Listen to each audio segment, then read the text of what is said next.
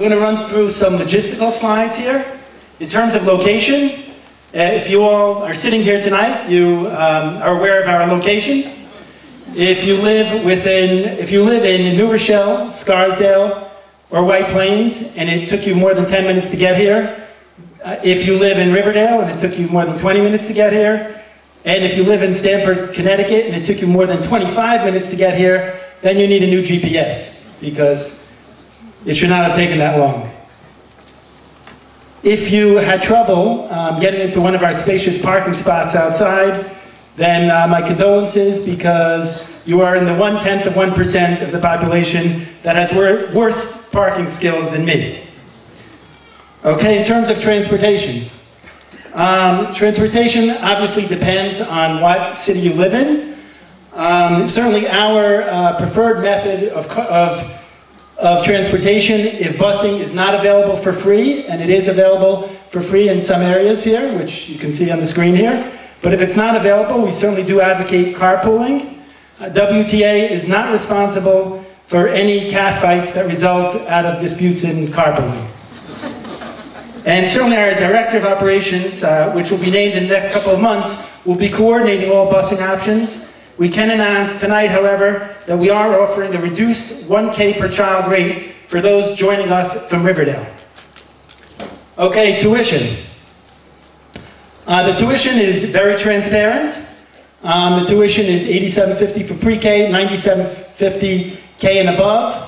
There is no mandatory scholarship fund. Registration fee, 0. Mandatory building fee, 0. Dinner obligation, 0. Security fee, 0. Checking in baggage, 0. There is no fees beyond what you see on the tuition.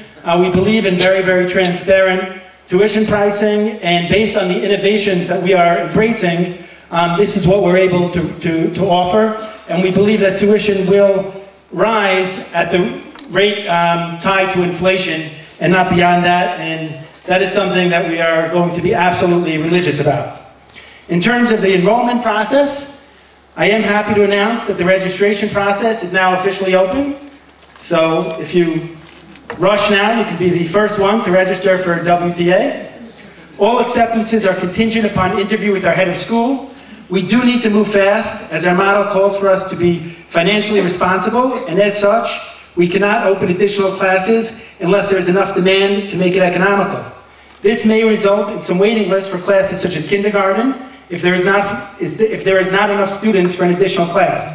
We will be going with first come, first served basis, and I believe our deadline for registration is, I don't know, I'll go with January 30th, but we should set that soon, I'm sure.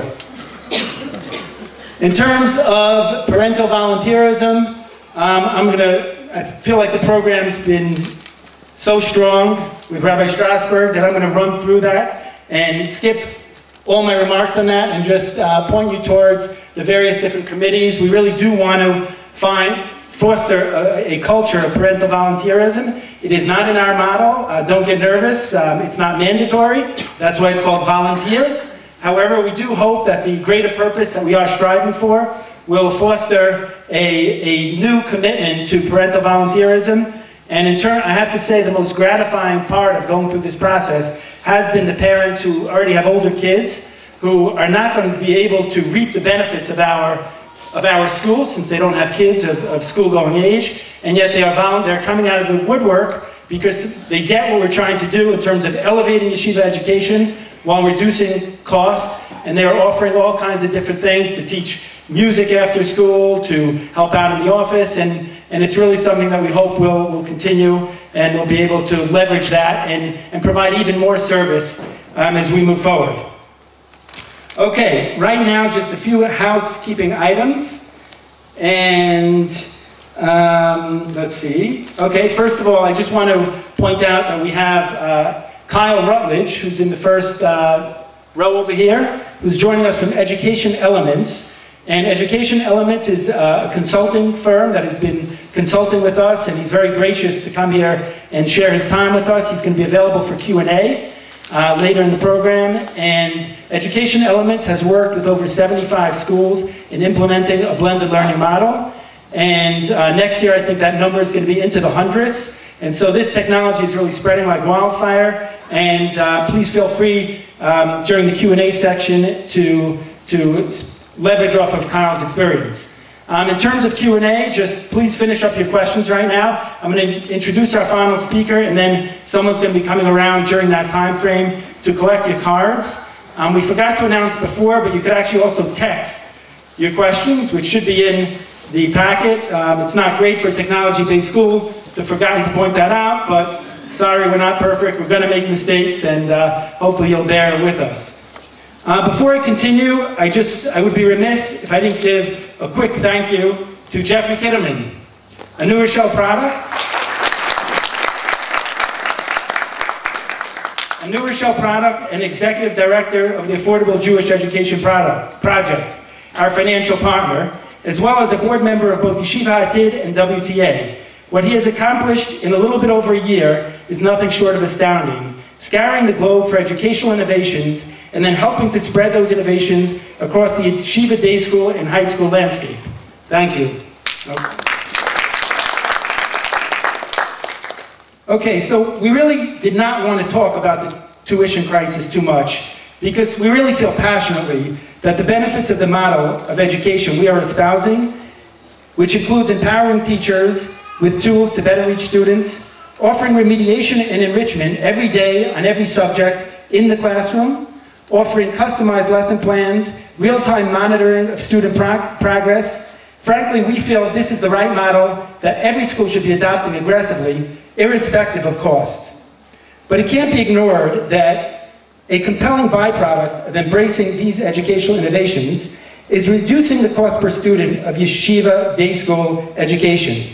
Let's take a look right now at what I call the scary graph. There it is, it's already up there. This slide shows the rate of increase in yeshiva education relative to the rate of inflation.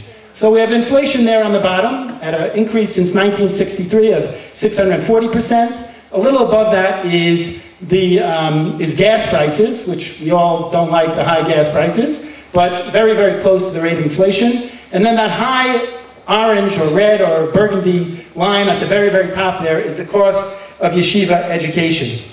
So this is the scary slide, not so much for what's happening now, frankly, which is very, very destructive, but if you take this out 5 or 10 years in terms of what this means, if we were not to have a change in behavior, frankly, it's very, very scary.